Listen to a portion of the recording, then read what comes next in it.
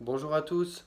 Bon, un nouveau tuto ce week-end pour continuer de travailler ensemble le thème de Station Street qu'on avait vu la dernière fois.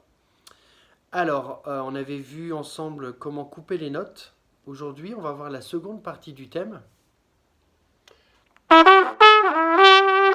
Cette partie-là, dans laquelle est dissimulée une ghost note. Alors, une ghost note, c'est une note sous-entendue à un moment, souvent dans une petite cellule rythmique. Et cette note sous-entendue, il y en a une donc, dans cette seconde partie du thème de Station Street. Alors là, je l'exagère pour que vous l'entendiez bien. Et là, je ne vais pas la faire.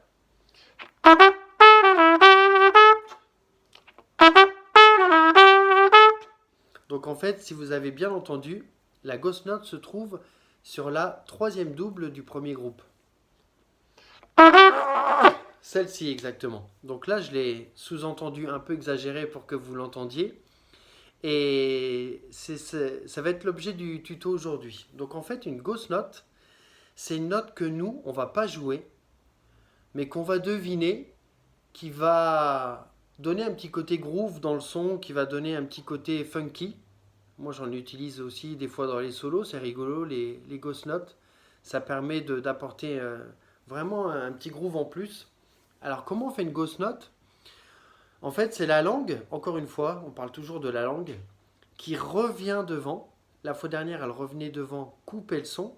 Là, elle revient encore couper le son, mais il y a un tout petit filet d'air qui passe à travers. Alors, c'est pas très joli si je fais qu'une ghost note, je vous l'accorde. Voilà ce que ça donne. Donc là, j'ai ma langue qui coupe, mais je laisse passer un peu l'air. Voilà. Et le fait de laisser passer légèrement l'air et d'avoir un peu ce son un peu dégueu, ça va nous permettre de ghoster la note. Alors, je vais vous le faire lentement dans la phrase de Station.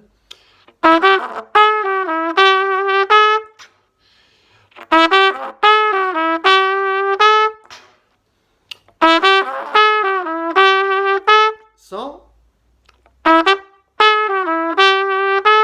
avec, sans et avec. Donc maintenant, l'exercice du jour, c'est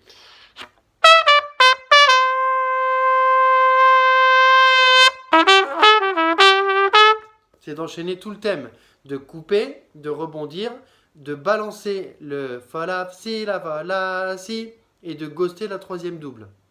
Ensuite, je ferai un petit tuto sur la fin du thème qui fait.